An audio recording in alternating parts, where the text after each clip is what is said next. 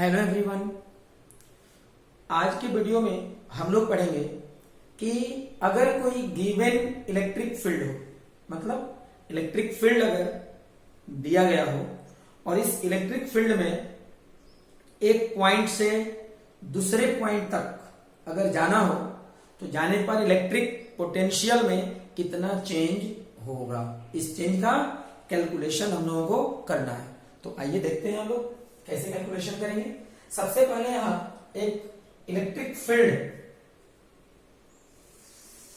लिया जाएगा और आप देखोगे यहां ये जो इलेक्ट्रिक फील्ड है वो कैसा है, नॉन यूनिफॉर्म इलेक्ट्रिक फील्ड है। कहिएगा क्यों नॉन यूनिफॉर्म इलेक्ट्रिक फील्ड क्यों होगा? तो देखिए, किसी भी इलेक्ट्रिक फील्ड को अगर equi distant parallel straight line के द्वारा अगर रिप्रेजेंट करते हैं तो ये यूनिफॉर्म इलेक्ट्रिक फील्ड होता है, क्योंकि यह जो फील्ड है वो इक्वल मैग्नीट्यूड और सेम डायरेक्शन को रिप्रेजेंट करेगा। आप लोगों को जब पढ़ाया गया था इलेक्ट्रिक फील्ड लाइंस तो वहां क्या बताए थे, जिस रीजन में इलेक्ट्रिक फील्ड लाइंस एक दूसरे से काफी निकट हो वहां पर इलेक्ट्रिक फील्ड का मैग्नीट्यूड अधिक होगा, और जहां इलेक्ट्रिक फील्ड लाइंस के बीच का डिस्टेंस अधिक हो तो वहां पर इलेक्ट्रिक फील्ड का मैग्नीट्यूड क्या होगा, कम। ये पढ़े। तो यहां पर इलेक्ट्रिक फील्ड लाइंस एक दूसरे के काफी निकट हैं तो यहां इलेक्ट्रिक फील्ड का मैग्नीट्यूड अधिक, इधर मैग्नीट्यूड कम। तो मैग्नीट्यूड यहां पर अलग अलग है, अलग अलग जगहों पर, तो इसलिए इस फील्ड को हम लोग क्या कहेंगे, नॉन यूनिफॉर्म कहेंगे। एक और बात ध्यान देना है, यहां अगर फील्ड का डायरेक्शन निकालेंगे, आप लोगों को पता है कि इलेक्ट्रिक फील्ड लाइंस के किसी भी पॉइंट पर अगर हम लोग टेंजेंट ड्रॉ करें तो टेंजेंट के अलोंग इलेक्ट्रिक फील्ड का डायरेक्शन होता है। यहां पर इधर इलेक्ट्रिक फील्ड का डायरेक्शन ऐसे और इधर की ओर इलेक्ट्रिक फील्ड का डायरेक्शन ऐसे, मतलब यहां इलेक्ट्रिक फील्ड का डायरेक्शन भी क्या होगा, डिफरेंट होगा, अलग अलग होगा। इसलिए ये डायग्राम रिप्रेजेंट करेगा नॉन यूनिफॉर्म इलेक्ट्रिक फील्ड को। इस इलेक्ट्रिक फील्ड में दो पॉइंट ले रहे हैं हम। यहां फर्स्ट पॉइंट मान लेते हैं Q और सेकेंड पॉइंट मान लेते हैं P। अब Q से P तक जाना है और जाने पर क्या बताना है, इलेक्ट्रिक पोटेंशियल में कितना चेंज होगा। ठीक है, तो देखिए, किसी भी गिवन इलेक्ट्रिक फील्ड में अगर एक पॉइंट से दूसरे पॉइंट तक जाना हो, इलेक्ट्रिक पोटेंशियल का चेंज कैलकुलेट करना हो तो क्या करेंगे, फर्स्ट पॉइंट से सेकेंड पॉइंट तक चलने के लिए, जाने के लिए अपने मन से एक पाथ का सिलेक्शन करेंगे। ये पाथ किसी भी तरह का हो सकता है, पाथ का सिलेक्शन करेंगे। लेकिन यहां तो हम ऐसे कोई एग्जांपल दे दिए, न्यूमेरिकल आप जब भी बनाएंगे कि पाथ जब भी लेना होगा तो ध्यान में रखना हो पाथ ऐसा लेना है कि वहां इंटीग्रेशन करने में हम लोगों को कोई प्रॉब्लम ना आए। तो यहां पर आप आगे देखेंगे इंटीग्रेशन करना पड़ेगा।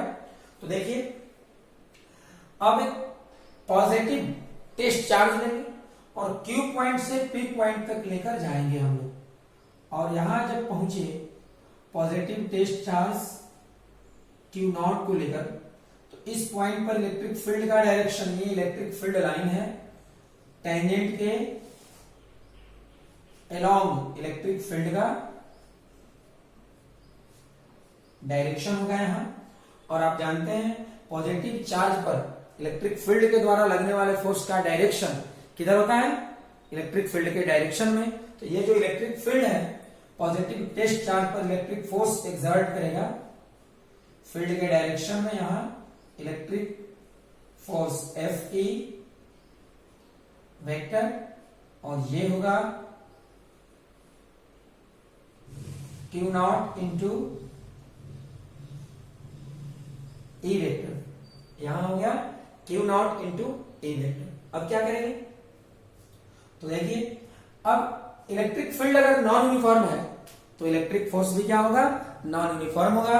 और आप जानते हैं जब इलेक्ट्रिक फोर्स या कोई भी फोर्स नॉन यूनिफॉर्म हो और वर्क डन का कैलकुलेशन करना हो तो कॉन्सेप्ट क्या बताया गया है, सबसे पहले वेरी स्मॉल डिस्प्लेसमेंट में वर्क डन का कैलकुलेशन करेंगे, इसके बाद जहां से जहां तक जाने में वर्क डन कैलकुलेट करना हो इंटीग्रेशन हम लोग कर लेंगे। तो देखिए यहां फोर्स नॉन यूनिफॉर्म है, वेरी स्मॉल डिस्प्लेसमेंट का डायरेक्शन किधर होता है। वैसे तो डिस्प्लेसमेंट का direction always from initial position to final position, लेकिन अगर वेरी स्मॉल डिस्प्लेसमेंट हो तो वेरी स्मॉल डिस्प्लेसमेंट का डायरेक्शन हमेशा in the direction of motion, motion के डायरेक्शन में होगा। और मोशन का डायरेक्शन किधर होता है, पाथ के किसी भी पॉइंट पर मोशन का डायरेक्शन उस पॉइंट से ड्रॉ किए गए टेंजेंट के अलोंग इधर होगा। तो जिधर मोशन उधर डिस्प्लेसमेंट डी आर वेक्टर, ये हो गया। ठीक है, तो अब सबसे पहले क्या करेंगे हम लोग, very small displacement d are vector के दौरान पॉजिटिव टेस्ट चार्ज पर इलेक्ट्रिक फोर्स के द्वारा क्या फाइंड करना है, वर्क डन का कैलकुलेशन हम लोग करेंगे। तो देखिए यहां से लिखना होगा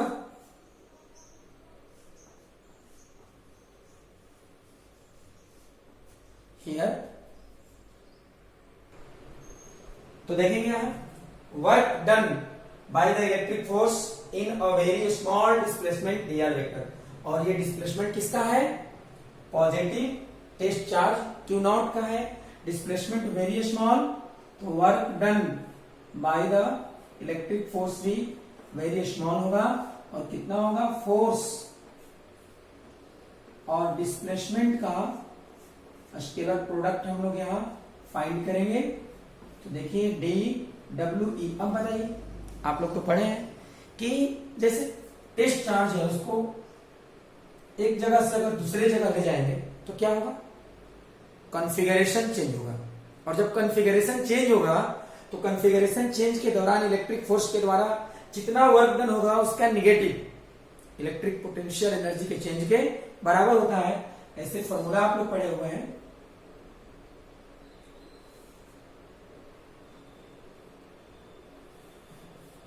D U equal to minus D W E. देखिए D U equal to minus D W E, तब क्या होगा, यहां D W E equal to minus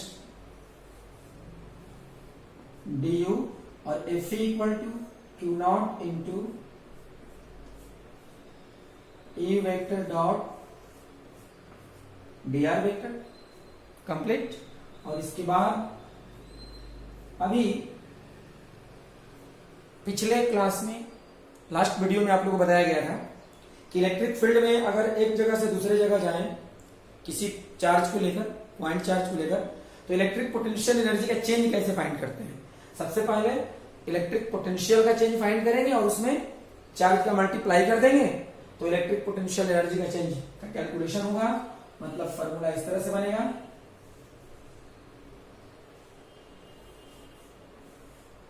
D equal to Q naught into D भी।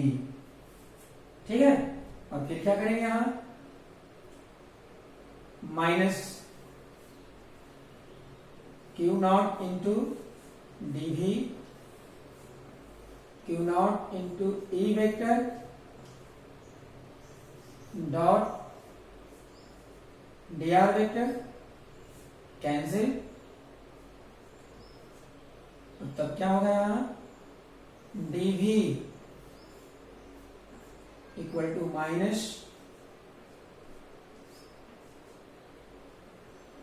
ई vector dot D R vector, D V equal to minus E vector dot D R vector. याद रखिएगा ये formula क्या बता रहा है, ये फॉर्मूला कह रहा है भाई कि किसी भी इलेक्ट्रिक फील्ड में अगर पोजीशन में चेंज होगा, एक जगह से दूसरे जगह जाएंगे तो इलेक्ट्रिक पोटेंशियल में चेंज जरूर होगा। और इलेक्ट्रिक पोटेंशियल का चेंज कैसे फाइंड करेंगे, इलेक्ट्रिक फील्ड में डिस्प्लेसमेंट का स्केलर प्रोडक्ट करेंगे।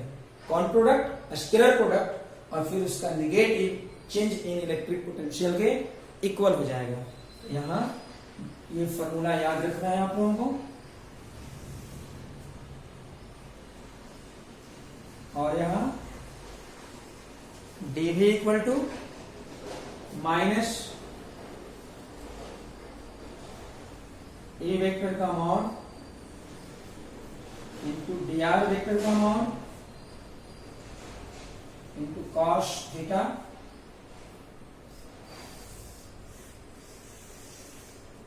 इसे हम लोग ऐसे भी लिख सकते हैं dv equal to minus E into D R into cos theta. Vector का अगर एरो हटा दिए तो क्या रिप्रेजेंट करेगा? मॉड को रिप्रेजेंट करेगा। अब देखिए 11th क्लास में जब आप लोग वेक्टर की पढ़ाई कर रहे थे तो वहां क्या पढ़े थे? दो वेक्टर का स्केलर प्रोडक्ट अगर फाइंड करना हो तो क्या करेंगे? स्केलर प्रोडक्ट अगर फाइंड करना हो जैसे यहां, तो क्या करते थे? दोनों में से किसी एक वेक्टर का मैग्नीट्यूड लेते थे और जिसका मैग्नीट्यूड लेते थे उसके डायरेक्शन में दूसरे वाले वेक्टर का कंपोनेंट लेकर मल्टीप्लाई कर दिए तो स्केलर प्रोडक्ट का कैलकुलेशन हो जाएगा। जैसे यहां देखिए ई वेक्टर और डी आर वेक्टर दोनों का स्केलर प्रोडक्ट फाइंड करना है तो दोनों में से ई वेक्टर का मॉड ले लें और डी आर कॉस थीटा को क्या कहेंगे? ई वेक्टर के डायरेक्शन में डी आर वेक्टर का मतलब डिस्प्लेसमेंट का कंपोनेंट कहेंगे। तो इसे हम लोग ऐसे भी लिख सकते हैं dv equal to minus E into d s. देखिए dv equal to minus E into d s. अब आप कहेंगे ये ds क्या है? तो देखिए ds क्या है, थीटा क्या है? थीटा है ई वेक्टर और डी आर वेक्टर के बीच का एंगल। तो यहां लिखना होगा where theta equal to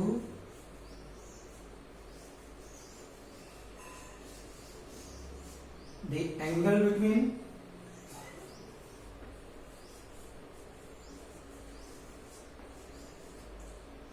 E vector and dr vector। E vector और dr वेक्टर के बीच का एंगल है। अब देखिए ds क्या है?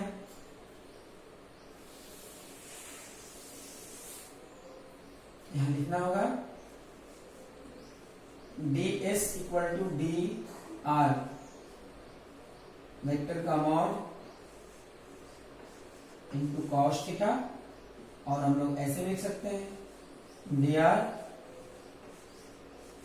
कॉस थीटा और इसे क्या कहेंगे? Component of displacement d are vector in the direction of E vector, या ये भी कह सकते हैं displacement in the direction of E vector, क्योंकि किसी भी वेक्टर का कंपोनेंट वही वेक्टर होता है। जैसे डिस्प्लेसमेंट का कंपोनेंट फाइंड करेंगे तो डिस्प्लेसमेंट मिलेगा, वेलोसिटी का कंपोनेंट फाइंड करेंगे वेलोसिटी मिलेगा, एक्सेलरेशन का कंपोनेंट फाइंड करेंगे एक्सेलरेशन मिलेगा। तो डिस्प्लेसमेंट का कंपोनेंट ये ds क्या होगा? डिस्प्लेसमेंट होगा। तो यहां लिखना होगा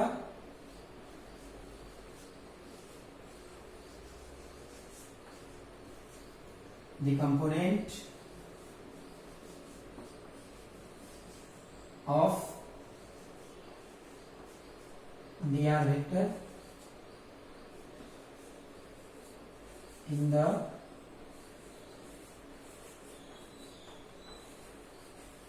direction of E vector, component of D R vector in the direction of E vector. इसे हम लोग कह सकते हैं displacement in the direction of E vector. तो हम लोग यहां करना क्या है, कभी भी किसी इलेक्ट्रिक फील्ड में अगर आप एक स्थान से दूसरे स्थान जाते हैं और इलेक्ट्रिक पोटेंशियल का कैलकुलेशन करना हो तो क्या करेंगे? इलेक्ट्रिक फील्ड के डायरेक्शन में डिस्प्लेसमेंट का कंपोनेंट फाइंड करेंगे और फिर इलेक्ट्रिक फील्ड के मैग्नीट्यूड में इलेक्ट्रिक फील्ड के डायरेक्शन में जो डिस्प्लेसमेंट का कंपोनेंट होगा उससे मल्टीप्लाई कर देंगे और फिर उसका निगेटिव करेंगे तो वही चेंज इन इलेक्ट्रिक पोटेंशियल के बराबर हो जाएगा। Displacement means change in position. तो देखिए आप जानते हैं अगर चेंज का वैल्यू माइनस में आ जाए तो चेंज माइनस का मतलब क्या होता है? डिक्रीज। यहां देखिए डिस्प्लेसमेंट जब भी लेना है तो displacement must be in the direction of electric field. तो अगर इलेक्ट्रिक फील्ड के डायरेक्शन में बढ़ते हैं तो चेंज इन इलेक्ट्रिक पोटेंशियल का वैल्यू निगेटिव आ रहा है। इसका मतलब क्या होगा कि इलेक्ट्रिक फील्ड के डायरेक्शन में अगर जाएंगे तो इलेक्ट्रिक पोटेंशियल का वैल्यू डिक्रीज करेगा। और इसका उल्टा अपोजिट।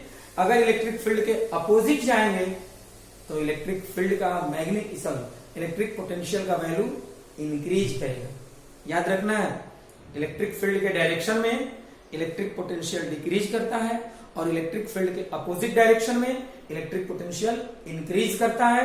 इसका मतलब यह हुआ कि इलेक्ट्रिक फील्ड का direction always from higher potential to lower potential. याद रहेगा ना, हाई पोटेंशियल से लो पोटेंशियल की ओर इलेक्ट्रिक फील्ड का डायरेक्शन होता है।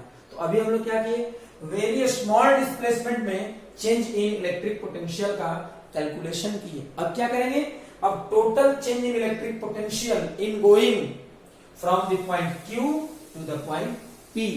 ठीक है, और टोटल कैसे निकालेंगे, ये जो small change in electric potential का कैलकुलेशन हुआ है ना, इसका इंटीग्रेशन कर देंगे तो total change in electric potential का कैलकुलेशन हो जाएगा। अब यहां ध्यान देना है, total change in electric potential in going from the point P to the point Q। मतलब पॉइंट, यहां एक चीज गलत लिखा दी है, in going from the point Q से पॉइंट P तक जाना है, फाइनल पोजीशन यहां P है। तो total change in electric potential जब हम लोग फाइंड करेंगे, टोटल चेंज डेल्टा V हो गया, तो ये क्या होगा, dV जो स्मॉल चेंज है उसका इंटीग्रेशन करेंगे और ये देखिए change means final electric potential minus initial electric potential equal to minus E vector dot dr vector कहां से कहां तक, ये from Q to the point P। और फिर यहां देखिए क्या होगा, Vp minus dq minus integration of E vector dot dr vector Q to P। ये याद रखना है। और एक फॉर्मूला यहां बनेगा, Vp minus dq minus E dr cos theta Q to P।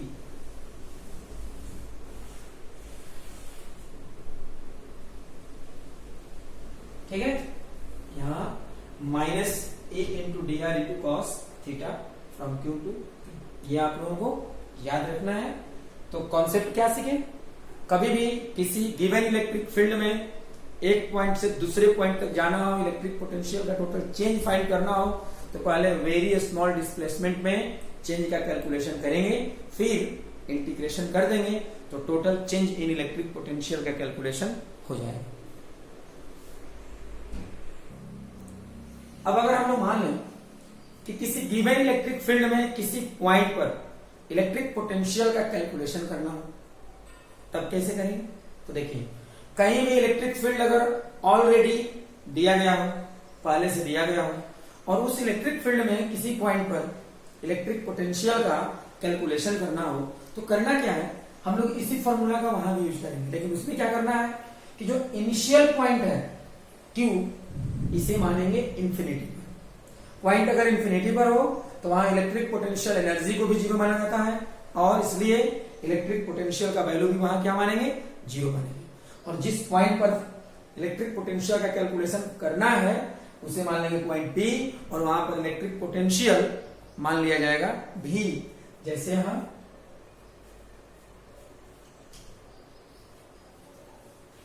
If the point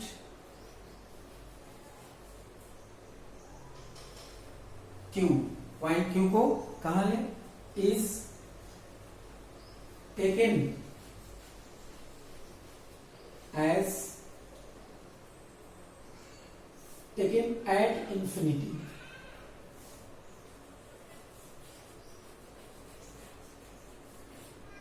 point Q को infinity पर लें and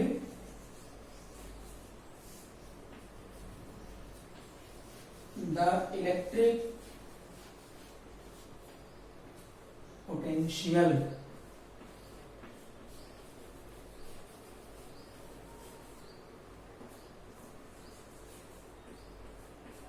at the point P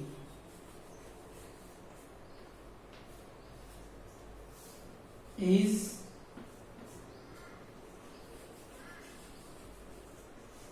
taken as V। देखिए Q अगर इंफिनिटी पर है, यहां लिखना होगा that is V Q equal to V infinity equal to 0 and V P equal to V. Then तब देखिए क्या करेंगे हम लोग, इस फॉर्मूला का यूज करेंगे अभी। और ये फॉर्मूला क्या है, V P minus V Q equal to minus integration of E into D r E vector dot D R vector, और कहां से कहां तक, फ्रॉम क्यू टू पी। अब देखिए क्या करना है यहां, इसके बाद यहां लिखेंगे Vp minus V infinity minus E vector dot D R vector infinity to P। आप देखेंगे यहां। अब इसके बाद क्या करना है,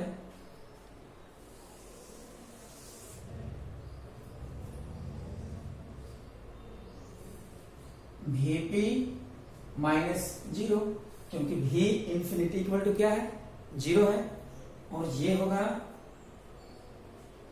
minus E vector dot D R vector infinity to P।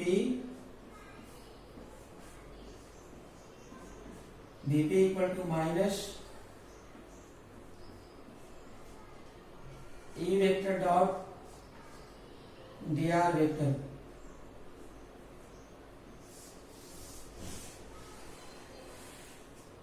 Infinity to P।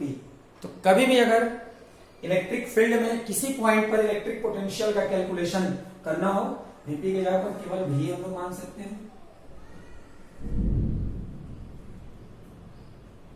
जब Vq का वैल्यू V इंफिनिटी कर दिए तो Vp का वैल्यू हम लोग क्या ले सकते हैं, V ले सकते हैं यहाँ,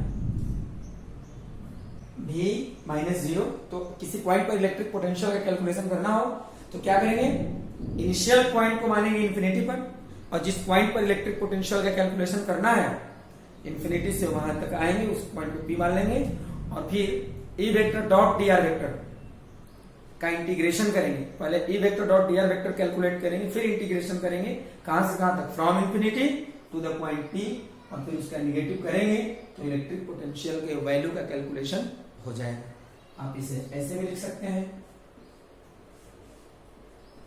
V equal to minus E into D R into cos theta infinity to P। Clear हो गया? तो हम लोग इस फॉर्मूला का एप्लीकेशन करेंगे गिवन इलेक्ट्रिक फील्ड में किसी पॉइंट पर इलेक्ट्रिक पोटेंशियल का कैलकुलेशन करने के लिए। अब तक जो हम लोग पढ़ रहे थे गिवन इलेक्ट्रिक फील्ड में इलेक्ट्रिक पोटेंशियल के चेंज का कैलकुलेशन, उसमें आप लोग ध्यान दिए होंगे वहां पर इलेक्ट्रिक फील्ड को नॉन यूनिफॉर्म लिया गया था। अब अगर हम मान लें कि इलेक्ट्रिक फील्ड जो है वो कैसा हो, यूनिफॉर्म हो, इसका मतलब हुआ that is E vector equal to constant. Electric field क्या है, कांस्टेंट है। और अब अगर कैलकुलेट करना हो इलेक्ट्रिक पोटेंशियल का चेंज, तो डायरेक्ट हम लोग टोटल चेंज एक ही बार कैलकुलेट करेंगे, और वो कैसे, E vector dot delta are vector. Very small निकालते थे A vector dot D R vector, अब क्या करना है, A vector dot delta are vector, uniform electric field रहेगा तब।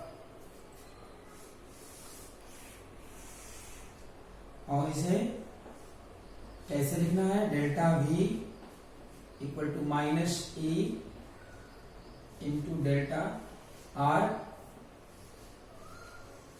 इंटू कॉस थीटा, ऐसे भी लिख सकते हैं।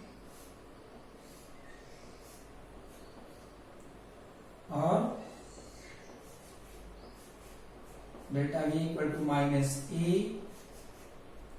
Into delta R into cos theta. Cos theta theta क्या है, थीटा है ई वेक्टर और डेल्टा आर वेक्टर के बीच का angle. E vector electric field है और डेल्टा आर वेक्टर डिस्प्लेसमेंट है, दोनों के बीच का angle.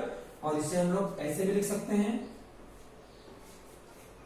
Changing electric potential equal to minus E into delta S.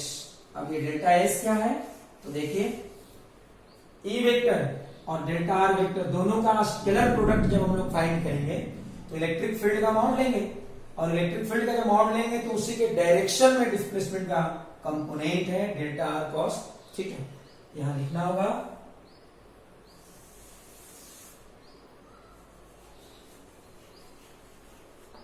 where theta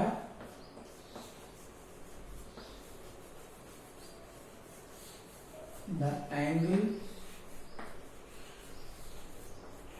between E vector and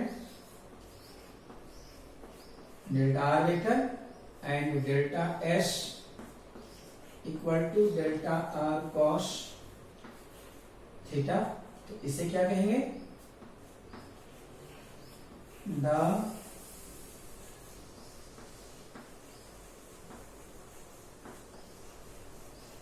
component of delta r vector, ये क्या है, displacement है।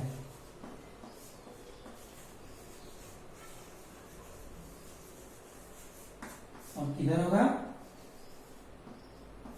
इन the direction of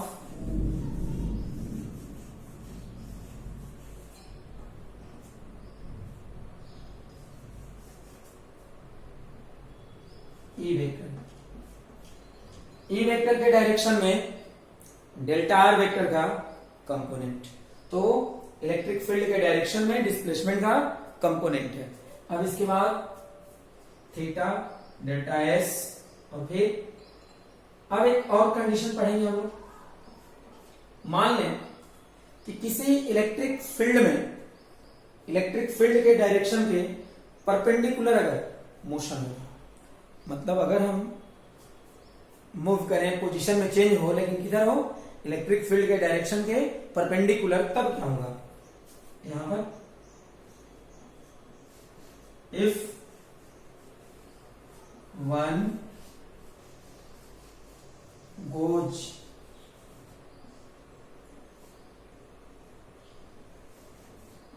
in a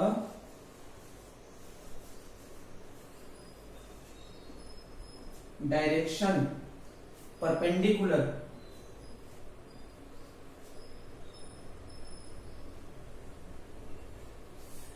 one goes in a direction perpendicular to the electric field,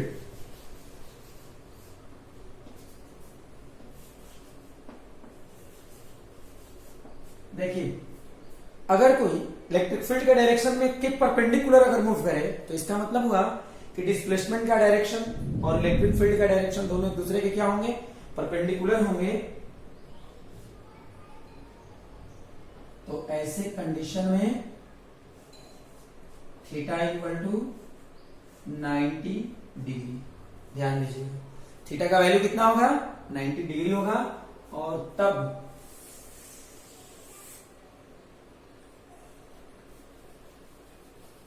then क्या करेंगे, change in electric potential minus E into D r cos 90 degree minus T into D R into 0 और d V equal to 0। Change, अब देखिए change 0 हो गया। Change 0 का मतलब क्या? चेंज 0 का मतलब चेंज हुआ ही नहीं। और चेंज कब नहीं होगा? जब पूरा का पूरा वैल्यू क्या रहेगा? कांस्टेंट रहेगा। इसका मतलब हुआ कि electric potential equal to constant. तो ये भी बिल्कुल आप लोगों को याद रखना है। कभी कभी ऑब्जेक्टिव टाइप क्वेश्चन में पूछा जाता है। क्या पूछा जाएगा? इलेक्ट्रिक फील्ड कोई भी हो, यूनिफॉर्म हो, नॉन यूनिफॉर्म हो, अगर इलेक्ट्रिक फील्ड के डायरेक्शन के परपेंडिकुलर में मूव करते हैं तो इलेक्ट्रिक पोटेंशियल के वैल्यू में कोई चेंज नहीं होगा। तो आप लोगों को 3 बातें बताए हैं आज हम। इलेक्ट्रिक फील्ड के डायरेक्शन में इलेक्ट्रिक पोटेंशियल डिक्रीज करेगा, इलेक्ट्रिक फील्ड के अपोजिट में इलेक्ट्रिक पोटेंशियल इंक्रीज करेगा, और इलेक्ट्रिक फील्ड के परपेंडिकुलर में इलेक्ट्रिक पोटेंशियल में कोई चेंज नहीं होगा। क्लियर हो गया?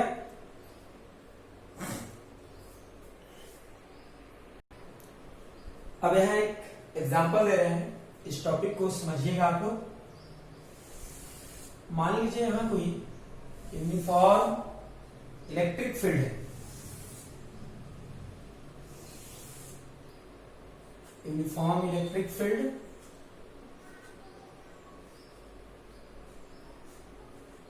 यहां 2 पॉइंट लेते हैं, पॉइंट ए और यहां ले पॉइंट बी। अब अगर आपसे पूछा जाए कि इलेक्ट्रिक पोटेंशियल कहां अधिक होगा, पॉइंट ए पर या पॉइंट बी पर, तो हम लोग पहले से जानते हैं, आज बताए हैं कि इलेक्ट्रिक फील्ड के डायरेक्शन में बढ़ने पर इलेक्ट्रिक पोटेंशियल डिक्रीज करता है। इधर जाने पर डिक्रीज करेगा, मतलब इधर अधिक पोटेंशियल होगा और इधर कम होगा। मतलब अगर पॉइंट ए पर इलेक्ट्रिक पोटेंशियल को मान लें वी ए और पॉइंट बी पर इलेक्ट्रिक पोटेंशियल मान लें वी बी, तो V A is greater than V B. Clear हुआ? और देखिए अगर इलेक्ट्रिक फील्ड के परपेंडिकुलर ऐसे बढ़ते जाएं, इलेक्ट्रिक फील्ड के परपेंडिकुलर अगर बढ़े और यहां पर इलेक्ट्रिक पोटेंशियल निकाले, पॉइंट सी हो, सी पॉइंट पर इलेक्ट्रिक पोटेंशियल वीसी मान लिया जाए, तो परपेंडिकुलर में जाने पर इलेक्ट्रिक पोटेंशियल में कोई चेंज नहीं होगा। मतलब जितना इलेक्ट्रिक पोटेंशियल ए पॉइंट पर रहेगा उतना ही इलेक्ट्रिक पोटेंशियल कहां रहेगा? सी पॉइंट पर रहेगा। तो V C equal to V A. और इसी तरह से अगर यहां पर मान लें पॉइंट सी, पॉइंट डी मान लें, तो यहां हो जाएगा V D equal to V C equal to V A. Clear हो गया? तो आज इतना ही रहने देते हैं। अब हम लोग नेक्स्ट क्लास में फिर अगले वीडियो में पढ़ाई करेंगे।